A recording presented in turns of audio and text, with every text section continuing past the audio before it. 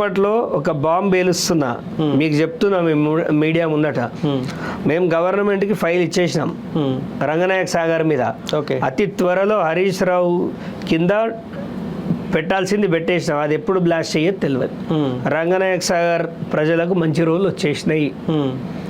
అతి త్వరలో హరీష్ రావు జైలుకి పోతాడు. ఏం కుంభకోణం ల్యాండా? ఖచ్చితంగా రంగనాయక సాగర్లో భూ కబ్జాకు పాల్పడ్డాడు హరీష్ రావు.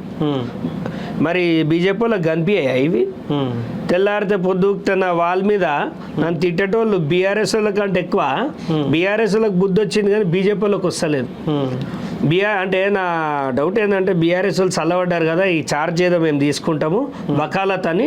బీజేపీ వాళ్ళు ఏడ చూడు నా వాళ్ళ మీద అన్నా నువ్వు ఎన్ని పార్టీలు మారుతున్నావు, అరే బాబు నేను ఎన్ని మారితే నీకు ఇంట్లోకి ఏమైనా వచ్చేది తగ్గిందా? ఫస్ట్ మీ సంజయ్ ఎందుకు ఓడిపోయిండు అడుగు, మీ రఘునందన్ ఎందుకు ఓడిపోయిండు అడుగు, ఈటల్ గారు ఎందుకు ఓడిపోయిండు అడుగు.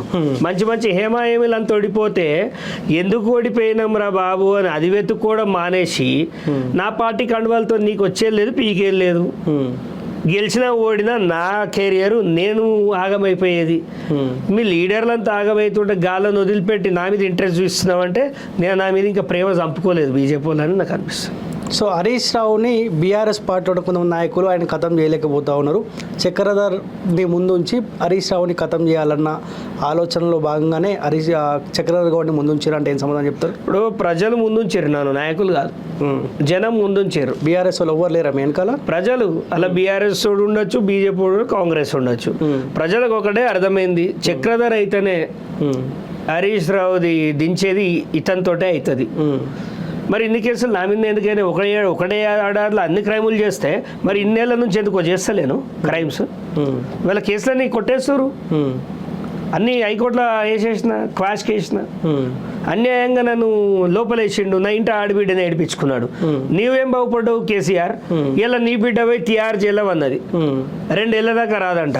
నీ అల్లుడు పోతాడు, నీ కొడుకు పోతాడు. లాస్ట్కి అందరు అయిపోయిన తర్వాత అంటే మనం చేసే పాపాలే పిల్లలకు తగులుతాయి అంటే అది చదివినాం, చూస్తున్నాం. ఇప్పుడు ఫ్యూచర్లో నువ్వు లాస్ట్కి నువ్వు పోతావు.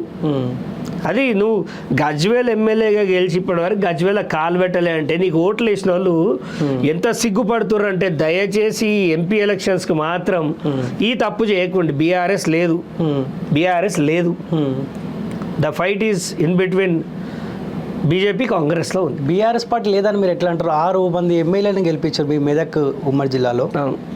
6 మంది ఎమ్మెల్యేలు గెలిచినారు. ఇప్పుడు వాళ్ళ గవర్నమెంట్ వస్తుంది, మా గవర్నమెంట్ వచ్చింది, ఇప్పుడు మాకు ఓటు వేయకపోతే మీకు పెన్షన్లు రావు, మీకు ఇవి రావు అని భయంకరమైన ప్రలోభాలకు గురి చేసి అప్పుడు ఫోన్ ట్యాపింగ్లు యూజ్ చేసి విచ్చలవిడి రజాకర్ల పాలనతోటి ఎంతో మందిని మేనేజ్ చేస్తే వచ్చారు ఆ 6 సీట్లు కూడా.